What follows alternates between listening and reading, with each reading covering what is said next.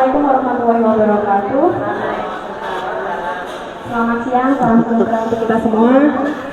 Selamat datang kami ucapkan Bapak Ibu di Rumah Sakit Umum Daerah Merah Putih. Sambil menunggu untuk dipanggil periksa, perkenankan kami dari PKRS Promosi Kesehatan Rumah Sakit, saya Ica bersama dengan tim ingin memberikan sedikit informasi kesehatan kepada Bapak Ibu semua terkait dengan sehubungan dengan kemarin kita memperingati Hari Osteoporosis Sedunia. Ada yang sudah pernah dengar atau sering dengar osteoporosis? Pernah ya? Ada yang belum? Oh, semuanya sudah pernah dengar. Nah, berarti sudah pernah tahu nih sedikit banyak ya. Nah, untuk peringatan Hari Osteoporosis Sedunia pada tahun ini itu adalah Say No to Fragile Bone atau katakan tidak pada tulang yang rapuh. Nah, sebenarnya bagaimana sih proses terjadinya osteoporosis? Kemudian bagaimana cara untuk mencegah tulang supaya tidak rapuh itu nanti akan dijelaskan oleh narasumber kita. Beliau adalah dokter spesialis di RSUD Merah Putih di klinik ortopedi dan traumatologi, yaitu dengan dokter Rona. Nanti untuk Bapak Ibu yang antusias, yang perhatian, kita ada merchandise menarik untuk Bapak Ibu yang beruntung ya. Jadi mohon untuk diperhatikan, semoga informasi yang diberikan nanti dapat menjadi ilmu pengetahuan dan dapat disebarluaskan kepada sanak saudara atau tetangga. Mungkin langsung saja kepada Dr. Rona Nukto, waktu dan tempat kami beri. Berapa lama, Pak? Assalamualaikum warahmatullahi wabarakatuh. Selamat pagi, salam sejahtera untuk kita semua. Osteoporosis, osteo artinya tulang, porosis artinya lubang-lubang. Maksudnya apa? Jadi tulang itu isinya bukan hanya kalsium, tapi dia ada proteinnya juga. Semakin tua, kandungan kalsiumnya akan berkurang. Jadinya dia akan semakin tipis, semakin banyak rongga-rongganya. Itu yang disebut dengan osteoporosis. Siapa yang bisa kena osteoporosis? Semuanya bisa. Terutama saat tua, usia. Kalau laki-laki itu sekitar umur 60-an. Kalau wanita ketika menopause itu kepadatannya sudah langsung turun. Oke, saya rasa punya slide. 1 dari 3 wanita di atas usia 50 tahun osteoporosis. Kalau laki-laki lumayan, 1 dari 5. Osteoporosis kalau masih awal tidak ada gejala. Gejalanya bisa tinggi badannya turun, semakin pendek.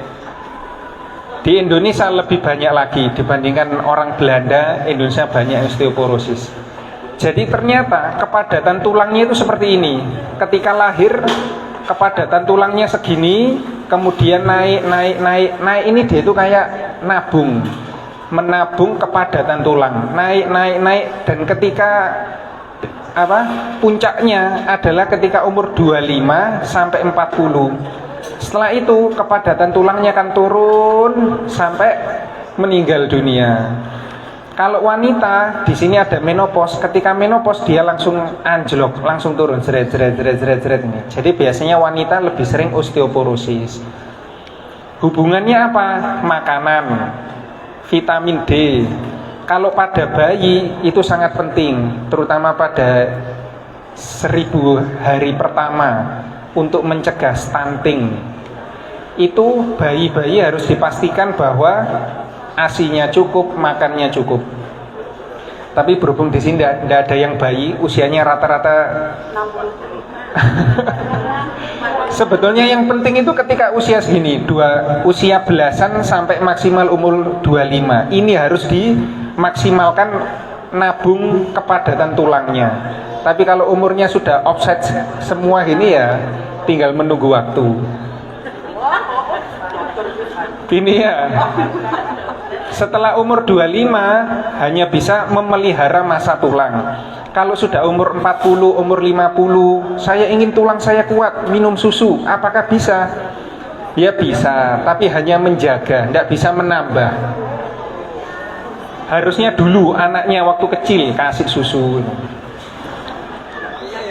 Gejalanya apa? Jadi kalau hanya kepadatan tulangnya turun itu tidak ada keluhan. Ketika tulangnya kena beban lama, kena beban terutama pada usia lanjut, gemuk, aktivitasnya berat, masih ngangkat-ngangkat, itu nanti tulangnya akan tambah ambles. Jadinya bungkuk, tinggi badannya turun. Yang parah bisa tulangnya retak sampai patah. Bagian mana yang paling sering pada usia tulang osteoporosis sudah tua? Tempat yang sering patah adalah panggul. Yang kedua tulang punggung, dari bawah sampai atas. Panggul, patah sendi panggul itu sering. Gejalanya bungkuk, tinggi badannya turun, sering cedera. Kalau masih awal itu keluhannya hanya nyeri. Aduh, boyok saya sakit, pegel, sudah dikasih obat tetap sakit, istirahat seminggu 2 minggu tetap sakit. Itu ada kemungkinan osteoporosis, tulangnya ambles, tapi tidak dirasakan. Sakit punggung jangka panjang. Kalau punggung ini ada yang khusus ya. Di tengahnya tulang punggung ini ada saraf. Kalau tulangnya ambles, bungkuk, bengkok, lama-lama sarafnya bisa kejepit, jadinya saraf kejepit. Saraf kejepit kalau masih ringan keluhannya nyeri, nyeri menjalar, pegel, kakinya pegel. Jalan jauh 100 meter, kakinya jadi pegel, jadi sakit, itu bisa saraf kejepit. Kalau jepitannya parah bisa sampai lumpuh, kencingnya tidak terasa.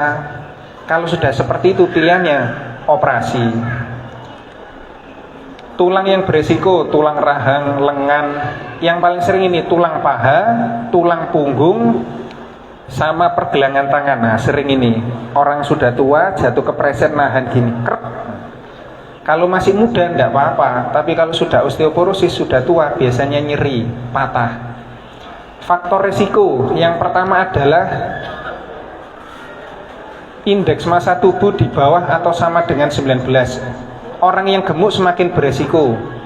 Gangguan makan seperti anoreksia atau bulimia, makan pilih-pilih dari kecil, tidak mau minum susu. Oke, kalsium itu bukan hanya ada di susu, tapi ada di sayuran hijau, brokoli, bayam. Tapi kalau yang sudah tua hati-hati, bayam bisa apa? Asam urat. Kacang kedelai, susu ini juga bisa, ikan juga bisa, sarden, teri, salmon, keju. Jadi bukan hanya susu. Kalau dari kecil tidak mau makan ini, nanti tuanya osteoporosis. Selanjutnya merokok, ada hubungannya.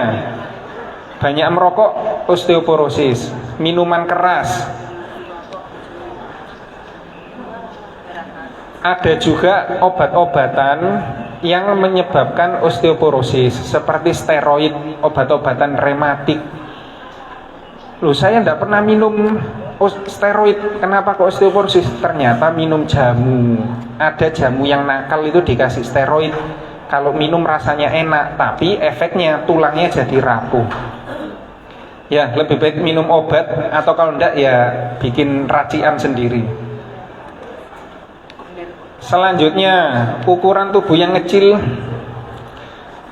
Ya, intinya gitu ya. Tulisannya banyak ya. Faktor yang menyebabkan usia, ya, kalau menopause estrogennya turun, langsung kepadatan tulangnya turun. Kalau ini sudah tidak ada, ini sudah takdirnya. Yang kedua, konsumsi obat-obatan, terutama kortikosteroid dalam jangka waktu yang lama. Apa itu? Asma, lupus, rematik. Jadi makanya asma jangan sering-sering kumat. Kalau kumat, tulangnya kalau tua akan keropos. Kurangnya kalsium, kurang makan ini tadi, kurang latihan fisik dan aktivitas. Jadi yang menyebabkan kepadatan tulang tinggi adalah yang pertama nutrisi, yang kedua adalah beban. Jadi kalau dipakai angkat beban, tulangnya itu akan terpacu untuk padat. Kalau masih anak-anak harus olahraga. Dewasa muda umur belasan harus olahraga. Kalau punya anak cuma main HP di rumah, tidak kena sinar matahari, belajar, itu tulangnya tidak padat. Tuanya nanti bermasalah. Tapi kalau aktivitasnya terlalu berat, ngangkat karung tiap hari, efek sampingnya tulangnya padat, tapi sendinya yang rapuh. Jadi ya secukupnya. Kalau tulangnya rapuh ya ke ortopedi, kalau sendi